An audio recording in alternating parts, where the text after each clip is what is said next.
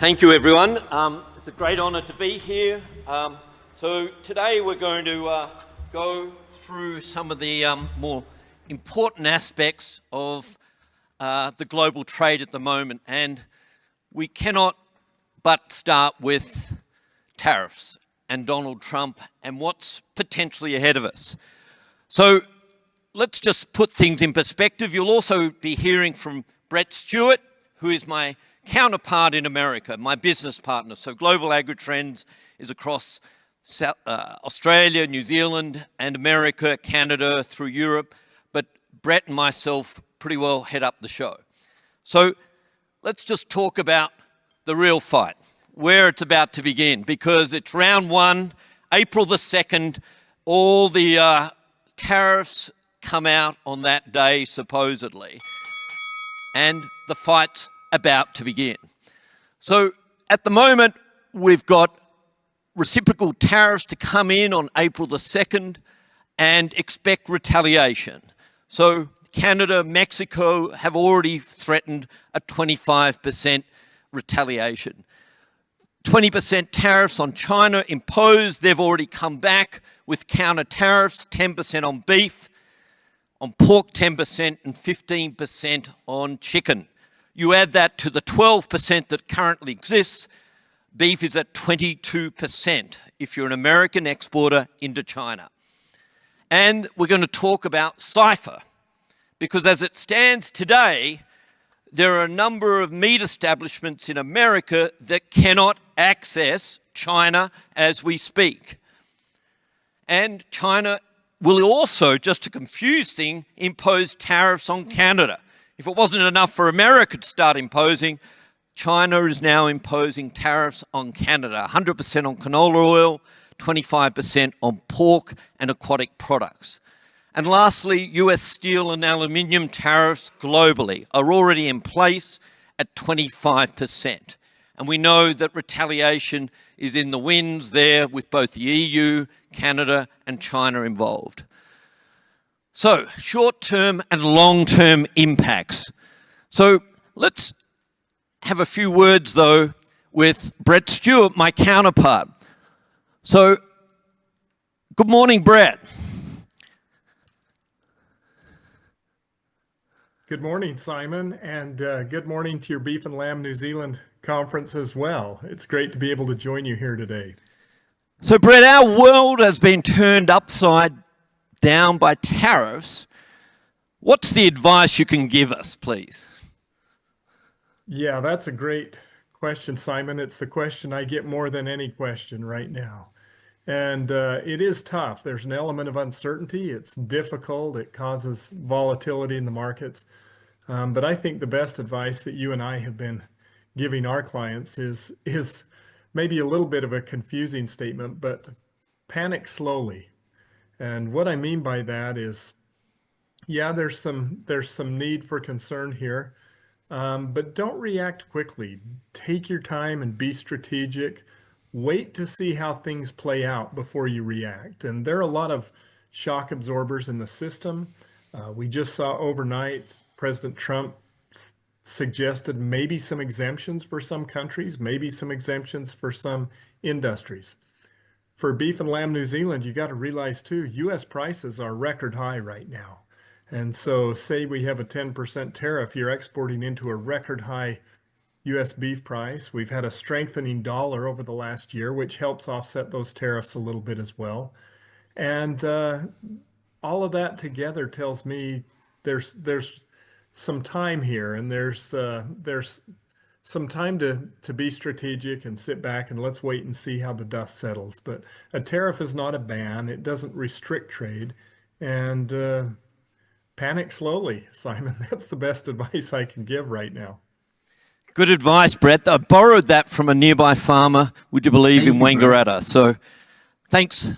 You bet. And enjoy the rest of your conference. Great to be with you today. Thanks, Brett. So, short-term impact. That's what we're about to talk about. And in the Australian last week, this is the Fin Review, we had, the word was that it would be 2 to 8% on tariffs. imposed on Australia, and let me tell you, if it's imposed on Australia, there's a fair old chance you might be thrown into the same box with us. 2% tariff is a good or bad day in the market, truly. We could live with that all day long, and I think 8% too is very, very manageable. But it's when we get to 25% that it really starts to get challenging, to say the least.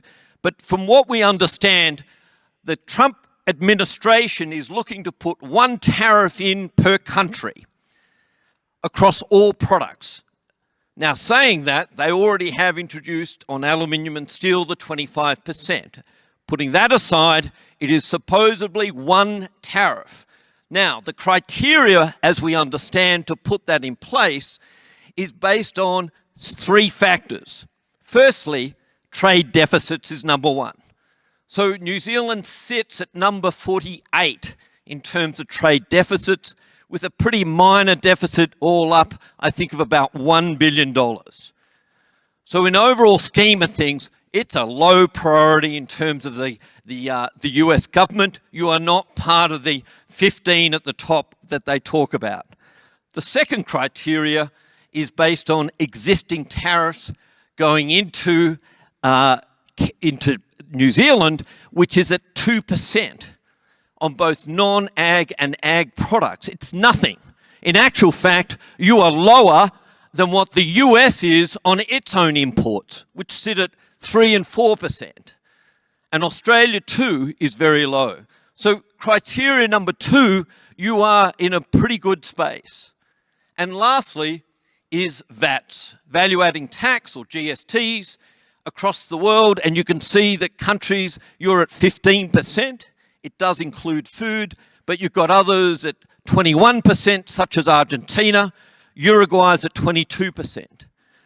So I think in the overall scheme of things, out of those 3 criteria, I think New Zealand ranks pretty well in terms of ticking the boxes and hopefully being a fairly minor sort of tariff introduced. So when we look at the overall balance of things with regards to your amount of goods that go into North America, into the US, on beef, it's 38% of your exports go into North America, or 182,000 tonnes, and in lamb or sheep meat products, it's 9%.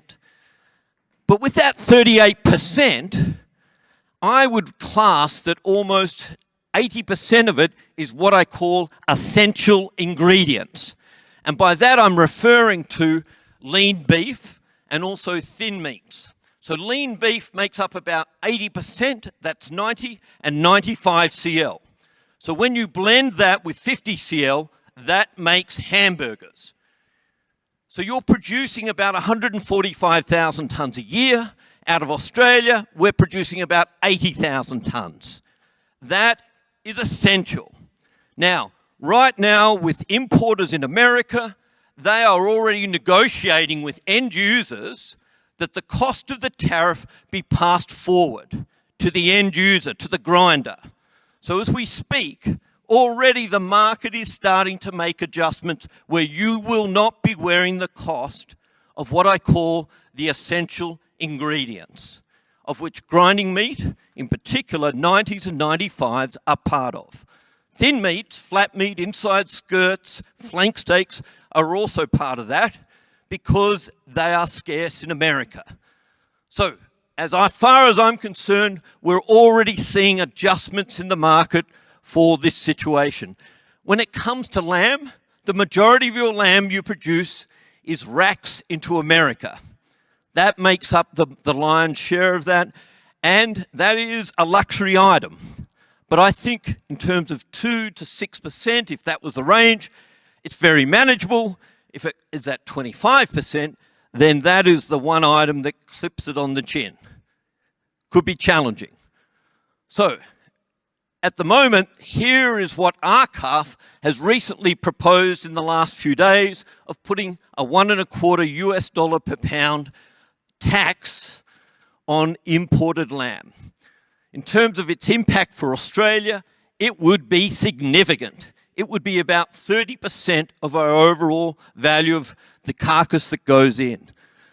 So this is supposedly, to try and, I guess, make it fairer on the US industry, which is about 5 million in total, is the size of their flock, versus Australia at 68 million, and I think you guys are around 24 million. In reality, we know that there are other factors at play, and I think it's highly unlikely to have any influence whatsoever on expanding the US flock. But nonetheless, I can see that this tax at 1.25 would it would be about an 8% equivalent on your racks if this was to come in. Once again, I think the marketplace can live with that.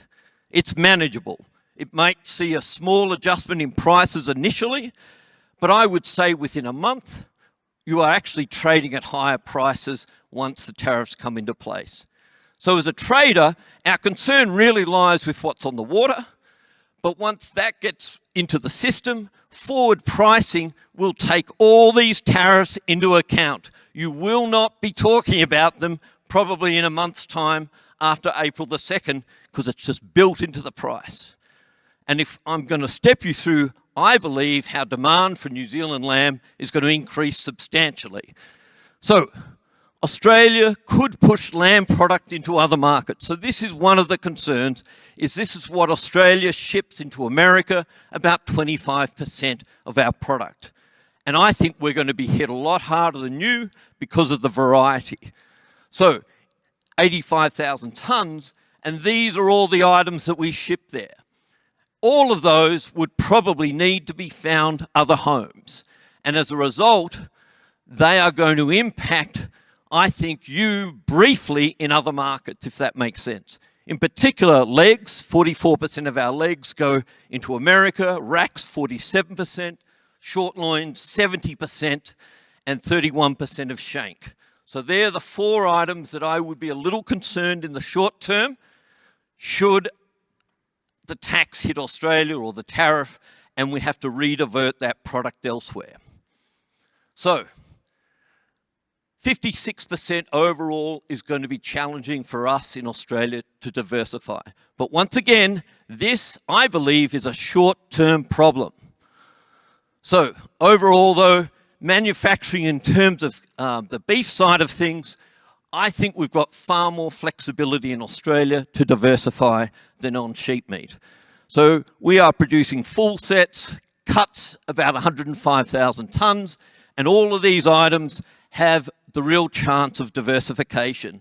So overall, if we were to pick the items that could end up going straight into China, it's about 33% of all the items that can be diversified out of Australia, and we can share China all day long.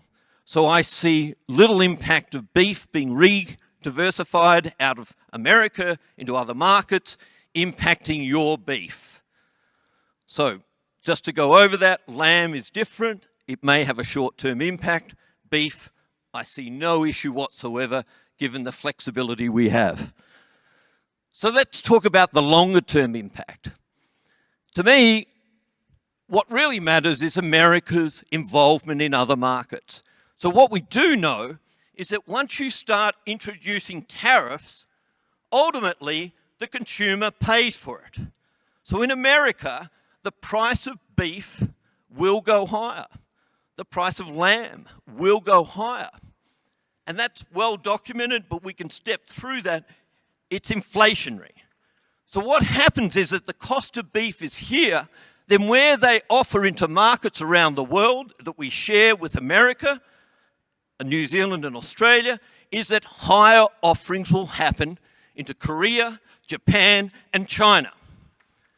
And therefore, that will create more opportunities for us to offer our own product at higher prices. Not only will they be at higher prices, but more beef from America will stay at home. Less will be exported. It tightens those markets. So not only are higher prices going to happen globally, thanks to tariffs of Donald Trump, but New Zealand and Australia are the beneficiary because we share those markets. because they're so important to us. So that is the long-term impact, is higher prices globally and less US beef to compete against outside of America. But lamb will be challenged, as I said, because the next step down globally for lamb from America on racks is more costly. It's not as easy to diversify, and America's pricing is so much higher. So let's now talk about CIFER. So back on February the 19th, we saw that 71 poultry plants in America could no longer export into China because they were not issued licenses. So this is because of the Phase 1 agreement that Trump's put together back 5 years ago and signed in 2020 February. In that agreement, they said every 5 years we will automatically renew licenses from America into China. And lo and behold, that landed in the last 2 months. So, as of February the 19th, 71 poultry plants could not ship to America. Then of March the 16th, less than 2 weeks ago, another 800 licenses were due to be in that rollover, to be automatically given the okay to ship. Well, nothing happened on March the 16th. In actual fact, 800 licenses could not ship to America. Today, late on that Sunday evening, 500 licenses were given the approval at the 11th hour for poultry and pork. Today, 300 US beef plants cannot export to China. Officially or unofficially, there is a ban on US beef into China as we speak. I don't know how many people in the room were aware of that. Now, there is a handful of plants that will have their auto renewal over the next 6 to 8 weeks. The chances are they too will not be accepted. So as we speak, the US is banned from exporting to China beef. Okay, so what are the ramifications? Well, we have already seen the market respond because effectively prices out of Brazil have shot up and are up 15% in the last 2-3 weeks due to this ban. China is looking to buy elsewhere. The phones are ringing. The pricing hasn't got quite there, if Pete Connolly can answer that, but the answer is across Australia, across New Zealand, the phones are ringing. China is looking to buy, and they're at the moment filling their boots out of Brazil. So already we're starting to see some of the benefits of this whole tariff war. And you guys are going to be a recipient of it because they too will be coming to you to buy. Pricing isn't quite right, but trust me, the higher it goes, the greater the chance you'll be exporting more there. So what are the other influences of tariffs at the moment? America is proposing that any Chinese-built ship, should it port in an American port, will now incur additional costs. This has just come out in the last few days. So pretty well, I think about 80% of all ships around the world at the moment are China-made of some sort. So this is truly inflationary in terms of costs. Venezuela, as of this morning, if you buy Venezuela oil or petroleum, you will incur an additional 25% on whatever the administration puts on you. So they have got Venezuela in their sights. And Trump announced yesterday, as Brett referred to, that there would be there would be some exemptions, but as usual, there is no detail. But he's looking to add additional charges to foreign vehicles and semiconductors. So, normally I'd stop for questions, but we are going to keep moving because of time. But we'll hopefully answer some at the end. So an important part of today's discussion is about the term backfilling. And I'm going to explain what that means as we go through the next round of slides, because Australia, New Zealand, our role is backfilling. Okay, US cattle. We are now sitting at a 64-year low in the size of the US herd at 86.7 million. And with that, demand has increased unbelievably over the last 2 years as their herd has got smaller and smaller, and drought in America continues to play havoc. But we think we're on the verge of a rebuild. And what we have here is the pricing of heifers, bred heifers versus slaughter heifers. And at the moment, there's a $974 US variation between the two, meaning that the bred heifer is getting paid $974 more than the slaughter heifer. And that happened in November, December last year, and that is a really important sign that the rebuild is getting closer, if not here now. But what they've done is that they've put animals on feed for longer. So as that herd size shrank, they kept animals on feed. And today, 194 days is the average versus 10 years ago, 14 years ago, it was about 155. So they are breeding elephants. Trust me, they're enormous. Trying to put them in a restaurant, your steak is falling on either side of the plate. Near impossible. But this is how they've countered that reduction in herd size, by putting the animals on feed longer. And 90% of all animals, as in cattle, are on feed in America. But what that has also meant is that fewer cows are required to produce the herd, but also the volume of fat meat continues to be significant because of those extra days on feed. So less cows, therefore less lean meat, more volume of fat, 50s, therefore they require more lean meat to blend to make the hamburger. So that is why the system is out of whack, and they truly need your lean beef. So we compared to the period of 14-15, the last serious rebuild. And when you look at it closely, they are remarkably similar.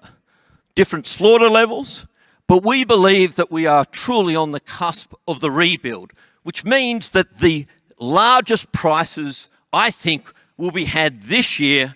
Next year, they'll be incredibly healthy, but this year, we think the peak in pricing in this cattle cycle in America is about to happen, sooner than later. And in some ways, it's perfect timing with the tariffs, because it all points to the need for your lean beef. So in terms of the steers, we're expecting a fall in US steer kill over the next 6 months, a seasonal movement. So when you put that with lower female kill and the lower steer kill, it is going to be unbelievably tight in that market, and carcass weights will take a seasonal drop as well. So you combine all those and it points to record prices. And if 14-15 is our guide, we saw almost a 6% fall in production, exports fell 12%, and imports were up 14% in those key years. And we think something similar will occur this year with or without tariffs. The point being is that global protein is tight, and in particular, beef. So, a rising tide lifts all boats. So the important part of what we do here is understanding how important grinding meat is. And as we explained earlier, demand is exceptional. In February, they surged to 12% year on year above each other. So effectively, if we look at pricing here, you can see that record sales in beef occurred in February in America, up 16.6%, and record volumes up 8.5%. So when you have both increased pricing and increased demand or volume, it says demand is outstanding. That is the pure definition of strong demand. Increased pricing and increased volume. And lamb also is on the rebound, up 11% in terms of pricing or revenue sales and up 6% in volume. So I think it looks not just good for beef, but also lamb is starting to look very good in this market. So let me explain the importance of grinding meat. So there's the value of domestic, $3.85. Imported sits today at $3.14 US dollars per pound. That's for Australia and New Zealand, and $3.04 is Brazil. So what happens is that as fresh 90s move higher, other parts of the animal cannot compete with that rising 90 CL price. So, and my expectation is that 90s, if you see where we are today versus last year on the left there, you can see it's extraordinary, potentially the upside. Here we are today. So if you go based on last year, a whopping 447 US cents per pound is the potential upside. So when you then look at all the other cuts in the marketplace, each one of these actually eventually ends up in the grind, because the flats, the eyes, the insides, the knuckles, as 90s go up in value, they cannot compete, and instead it's far cheaper, far better to put them in the 90 CL pack. And what it does, suddenly all those cuts are not to be found on the US market, nor are they being exported around the world. And it tightens up all those cuts everywhere, and therefore they come to you to buy those cuts. So not only is 90s great for the demand for what you're producing, but all the other items are getting soaked up inside that 90 CL pack and clearing the market, and demand for your cuts increases as a result. Does that make sense? So grinding meat plays a huge role, not just for grinding, but the impact on the entire carcass it has. So a rising tide lifts all boats. Prices rise in the US on all items because it pushes everything higher. If consumers can't pay the price, the product goes back into the 90 CL pack. Offerings into Asia dry up as more product stays at home and ends up in 90s. Without US offerings, customers turn to Australia and to New Zealand, and the higher 90s go, the less US exports there are. So, let's now talk about, though, organic, never ever, grass-fed certified, because interestingly, these items are growing in importance. So organic growth in the last year was up 28% in America. Ground beef, antibiotic-related claims was up a whopping 18%, and grass-fed certified almost 25%. And this is driving imported. So what happens is, if you look at that value of $3.85, that's domestic. We're sitting at $3.14.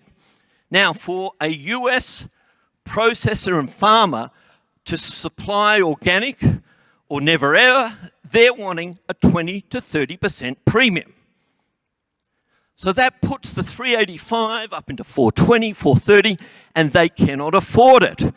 But you can see where at $3.14 New Zealand is, and that 30% extra or 20% is easily got and still sits below the $3.85, which is the normal price of 90s in America.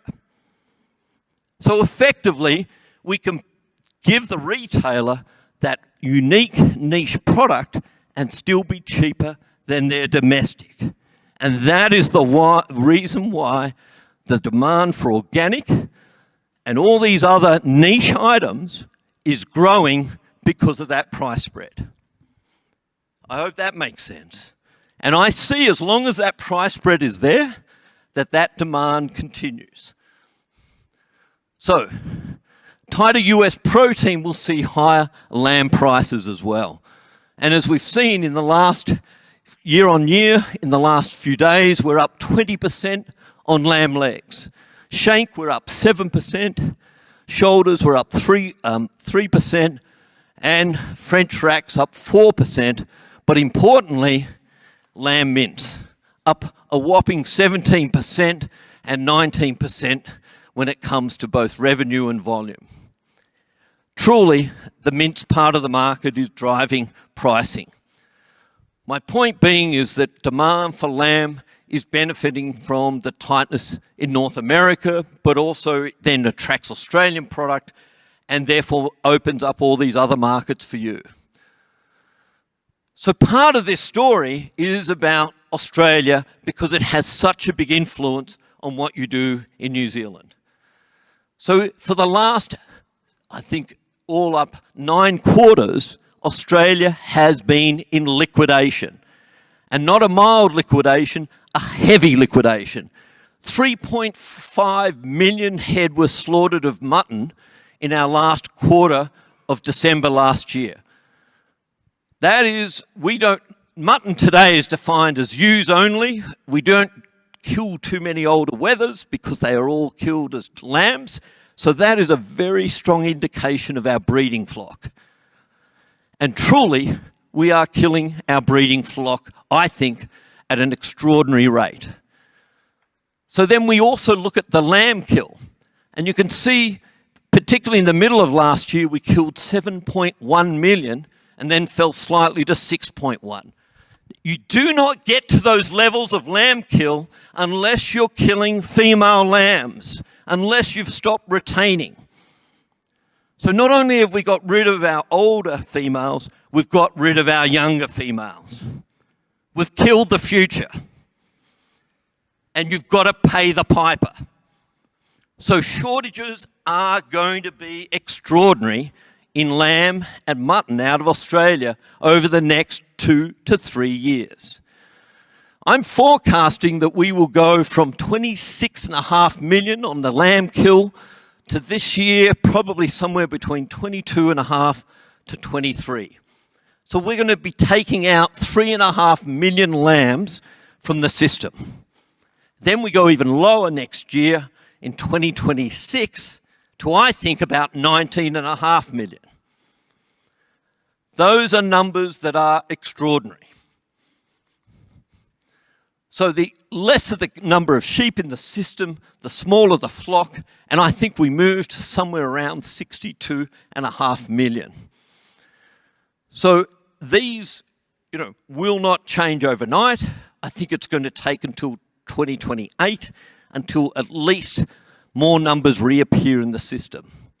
And when you look at our markets we've exported to over the last year, the big surprise is the Middle East.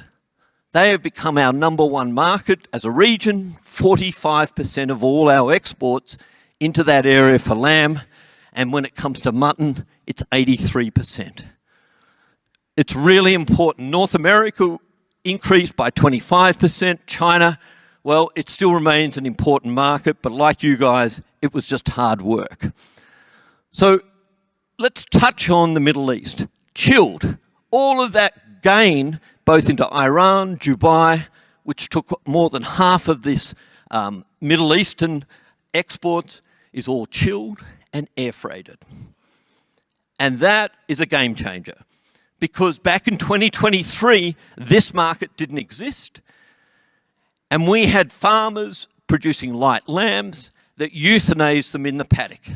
In New South Wales in particular, in those dry conditions. And one of the key things that's happened in Australia that's probably happening here is we have got people moving out of the sheep industry in droves. The wool prices have been shocking, finally started to pick up, the high cost of labour, and you only ever do it once, knock them on the head as a sheep farmer, and you've said enough. And I think that truly traumatised people and just said, if this is what I got to do to survive, I ain't going to do it. And we've had a mass exodus out of the industry. So, Beef and Lamb New Zealand's forecasts, just to put them in the picture, your estimate this year was to be down 5.2% on the lamb crop, or 1.1 million. So far, it's down 4.9, so a pretty good estimate. Falling ewe numbers, spring storms, small drop in rain and lamb percentages to blame, poor, are all part of it. The mutton kill is up 12.7% year to date against or 2.5 million. Overall though, global lamb or mutton prices, sheep meat, are on the rise, and I expect that due to the tightening out of Australia to continue, and I truly believe we will go back to those record levels of 2021. So it's just not the lamb industry or the sheep sector that has been liquidating, it's the cattle sector. As we speak, there is a huge rain event happening over Queensland. And once again, this is all part of, I believe, a rebuild that's just about to commence. But for what it's worth, for the balance of this month, more rain throughout that eastern part of Australia from the north to the very south, and then into April, pretty good rain in the north. What we look at is that female ratio kill. And we've seen 7 quarters in a row of heavy liquidation of females in Australia. And once again, this points to a rebuild and a significant tightening of supply, which for you people should be music to your ears, because in actual fact, there's an 88% correlation between the price of heavy steers in Australia and your prime steer price here. So the last few slides today will be about my forecast for New Zealand. So heavy liquidation, I think it continues until the middle of this year. But how we best measure it is looking at the value of heifers over the value of feeder steers. And when you look at that price spread over the last 5 years, you can see the period of liquidation when it occurred. That's where heifer prices sit at a discount of 60 to 80 cents below feeders. That tells you there is no value whatsoever on breeding stock. But once we get to this period here where heifers move to a premium, it's game on, because you are retaining females and tightening the market, and prices will move up sharply. So today we sit in the market, let me show you, at around about this point if you compare to this today. We are on the cusp of moving into, I think, that period of rebuild by the middle of this year. So once again, rising prices in Australia will have a direct impact on you here. So overall production, we are on the downturn as we move into this year, and I'm expecting the next 8 quarters to be falling supply in Australia. Estimate I have this year of 7.2 million, MLA is at 8.5 million. And I'm telling you, I'm pretty confident with my call. So we won't go into this in too much detail, but for what it's worth, what I find interesting here is that heifers are up 10.7% as opposed to the forecast of a fall of 8.2% in your kill. And on the cows, the estimate was 2.4% fall, and it's now 10.7% up. Tells me dry conditions are through many parts of New Zealand, and this is reflecting it. I haven't spent a lot of time looking at whether I agree with Rob Davidson's call on the market and where supply is going to go, but for what it's worth, I think the indications are that there are dry conditions, and this might be seen as some form of mild liquidation of some sort. But the take-home message is I think it's going to be tied out of New Zealand next season as well. So our role is backfilling then. As US supply tightens, and we're tightening and you're tightening, but nonetheless. So let me show you what's happened, Australia and New Zealand combined against America. Into Japan, we're up 13% over the last 3 to 4 years, and America's down 22%. So we're filling the void. If we look at Korea, Australia and New Zealand are up 17% in volume, and America's down 22%. We are filling the void. And then we look at China, up 17% from Australia, New Zealand, and America down 24%. But and let's pull aside this year, 2024, I should say, because China was terrible and the economy struggled and every country had lowered their exports no matter who you were. But the trend is we are backfilling on America. And lastly, all those other markets, the Middle East, parts of Asia, Australia and New Zealand are up a whopping 40%, and America is down 27%. We are backfilling. So what does that mean? Well, China stocks are lower, there's no doubt. So they are tightening up and they need the meat. But let me show you, here's the price difference between New Zealand frozen and American frozen. And as you can see, a period there where during 2021 and part of 22, you were relatively in line with America.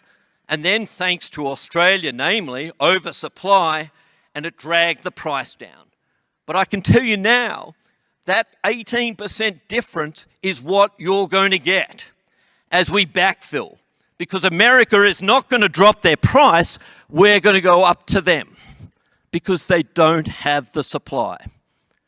So there, to me, is an 18% upside within that China market for New Zealand beef and Australian beef.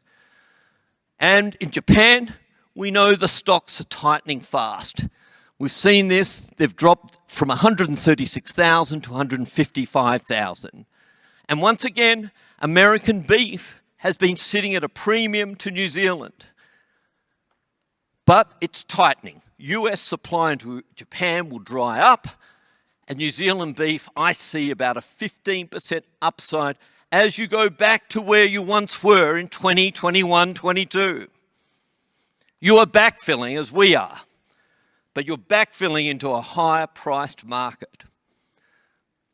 And if we look here at Korea, it's a similar story, a 12% upside as we backfill America.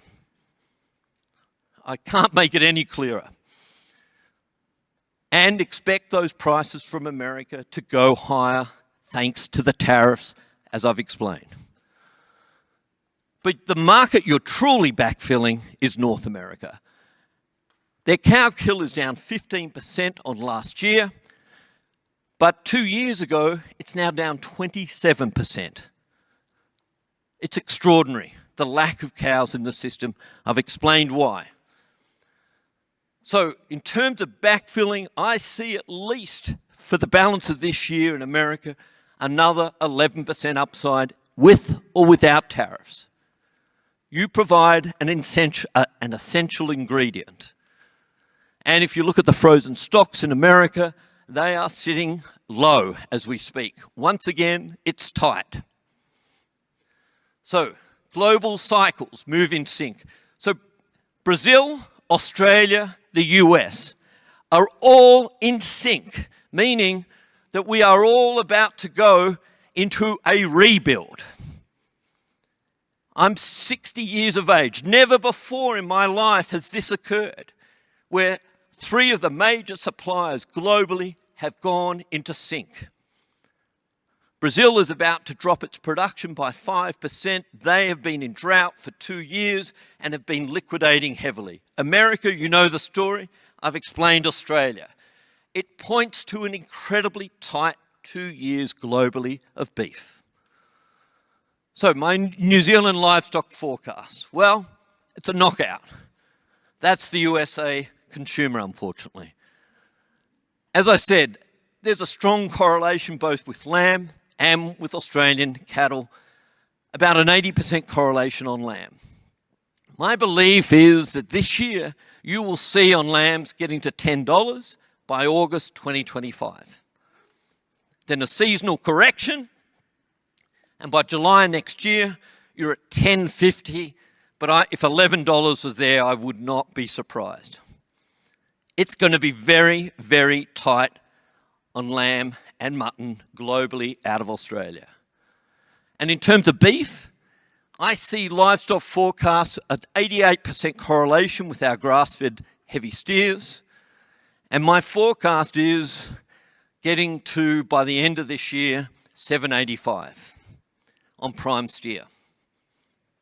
It's a big number, coming off today's levels of around about 708, 710, as I understand today's market. Reasons? I've explained.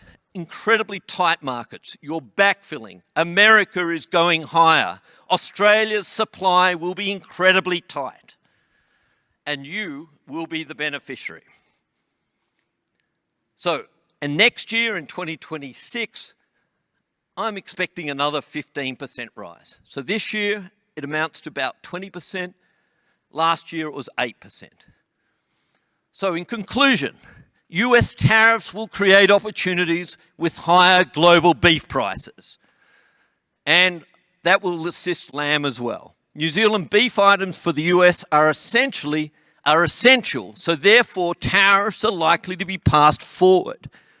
With Australia to move into a rebuild for cattle late this year, sheep probably this year as well, if not next. New Zealand lamb, the US is a small market with racks dominating. Therefore, tariffs can easily be absorbed, I believe. Global demand is good. Australia and New Zealand's role is backfilling. Key supply cycles are in sync. Brazil, Australia, and the US. And the forecast I put before you, lamb to go to $10 by August this year, $10.50 by next year, July 2026. And with or without tariffs, the fundamentals are strong. Tight supply and strong demand. So that is my disclaimer. I'm not responsible for anything I have said today. And I'd like to thank you for the opportunity of speaking to you.